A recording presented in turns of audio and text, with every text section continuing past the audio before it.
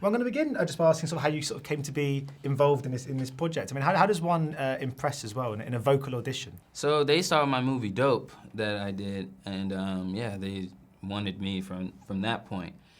They were at this event called Sundance, this film festival in America, and yeah, Bob and Peter and Chrisville, Rodney, I guess they made a decision like, yo, we want Shameik to be Miles Morales. Excuse me. And when I was filming the movie Dope, my castmate gave me a journal, and in the journal I said, I am Miles Morales, I am Spider-Man. And it's crazy that these guys were making this film, you know, casting, getting everything going, and they saw the movie that I wrote it. While I was filming this, I wrote this dream of mine down, and they made it happen. So they put me in a position to win. It's crazy. Laws of attraction. Because I love the movie Dope. I mean, do you reckon you're always going to look back on that film with so much fondness as being the film that really sort of kick-started your career? Yeah. I'm going to look back and be thankful for the experience and what it's done for me, for sure.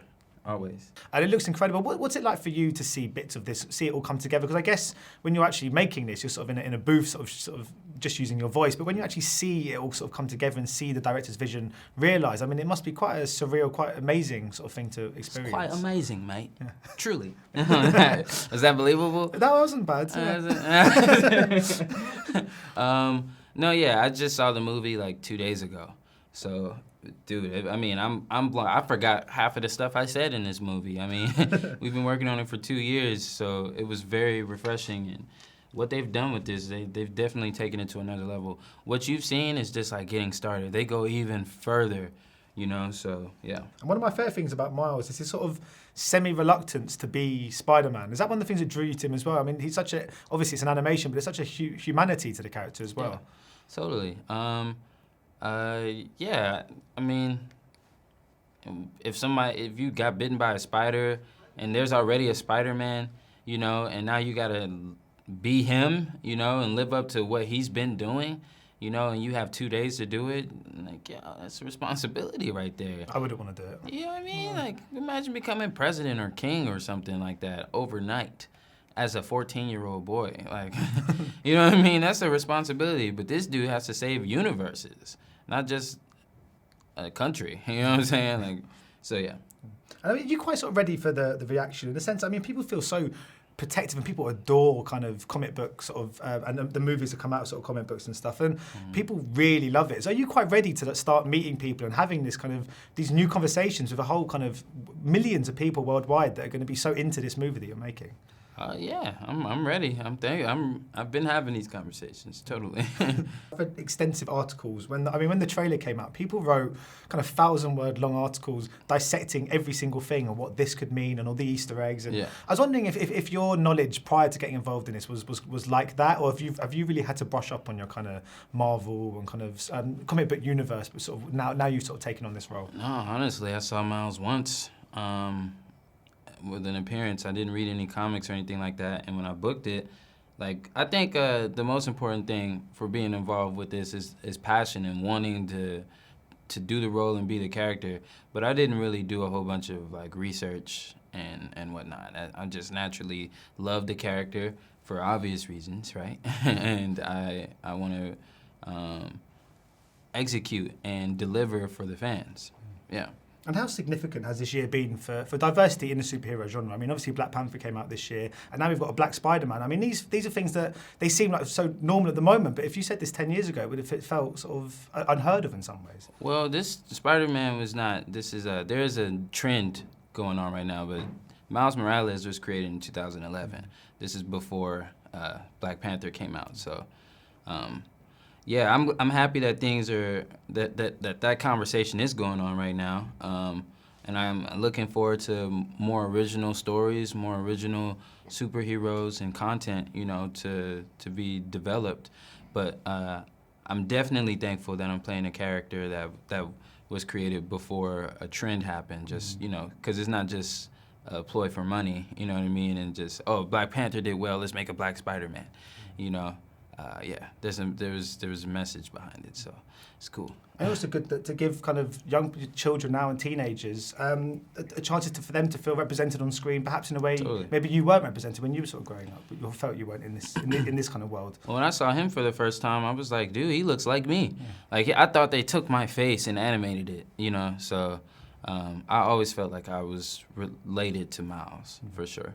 And I'm assuming, I mean, obviously, as with any kind of Spider-Man movie or just movies in this kind of universe, we always expect there to be sort of more. I mean, I know it's very early days, but have conversations been made already about sort of sequels? And I'm assuming that's something you'd love to carry on and be involved in. I don't know if I can, like, you know, I'm sure the goal is to make as many movies as possible and hopefully end up in a live-action movie, you know, for Miles Morales.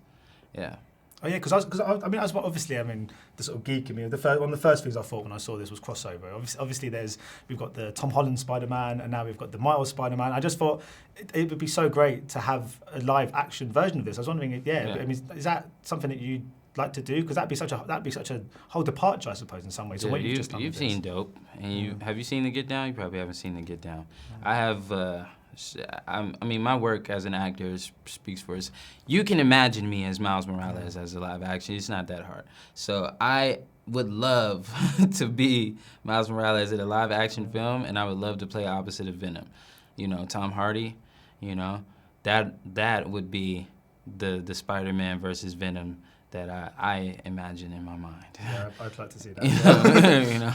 And I mean, I just looking at what else you sort of got coming up. You're working with Rizzo in Cutthroat City. Yeah. I mean, that must have been great to work with such a legend. You know, yeah, we got some things in the works. It's not the end, but I'm like, that's even that character. When people see that, that's so drastically different from everything else I've done. That's about Hurricane Katrina before and after, and like, you know, having to provide for my family. So I'm robbing casinos and. It's a whole different movie, you know what I'm saying? But yeah, Cutthroat City, that's an amazing story, and I'm happy I've been able to build with such a legend, the RZA, you know? Because I was wondering, I mean, how important, because it seems like everything you're doing at the moment, these characters are very different from one another. Is that a kind of conscious decision at the moment for you to keep trying different things, so to show your sort of range as an actor at this stage?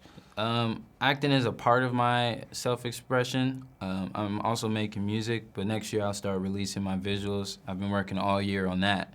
And that's more of who I am as Shameik, but the roles that I play, Malcolm from Dope, Shaolin Fantastic from The Get Down, Blink in Cutthroat City. I have a movie with James Franco that'll be coming out called Pretenders. All of these roles are iconic roles, and I only want those roles are supposed to heighten the perception of who I am, and I'm gonna present who I am next year. So anyway, conscious decisions. I turn down movies left and right. I turn down shows left and right. My agents don't like it. And a lot of my friends end up playing the roles that I turn down, but I want the roles that are unique and iconic. Like, you know, when people see me out on the street, I used to get called Shaolin Fantastic. I used to get called Malcolm Adekambi. I've been called Spider-Man, you know what I'm saying? So, iconic roles that'll last the test of time. You can put it on at any time and be just as entertained, you know?